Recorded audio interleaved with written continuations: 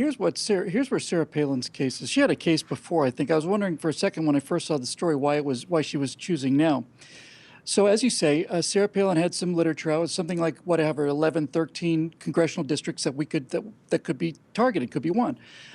Even if they were crosshairs, doesn't matter. There were 13 of them. There was nobody's name. There was nobody's face. These were areas that are targets we need to look at. To say they were praying that Gabby Giffords was shot by a Tea Party person. I remember these on and on and on. Turned out it was a psychopath who'd been stalking her forever. But here's the point. They made that connection to Sarah Palin, and it was proven to be false. And the Times admitted it was false. They put a retraction up. Here's why Sarah has such a great case. You could say that in the moment there was speculation, fog of war, and all the rest. You know, they did it and they didn't know what was going on. They made their retraction.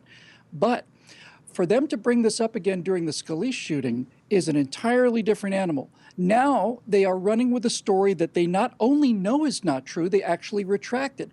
That means that they had foreknowledge of the fact that this wasn't true, and they ran with it anyway. That's a pretty good argument for libel, I think. And I think Sarah Palin ought to sue them into oblivion.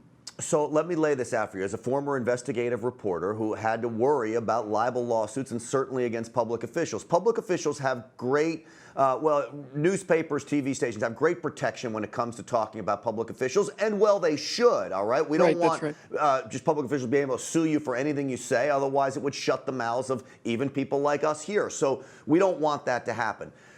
But it gives us great leeway. The thing that it doesn't do, and these are the two standards, you are not allowed to knowingly print something that is false.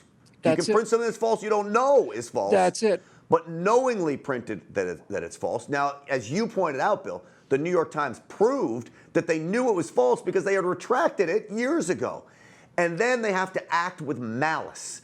Clearly, you proved the first. You can take a jury and you're going to find that they acted with malice. That's all they were trying to do was stick it to her.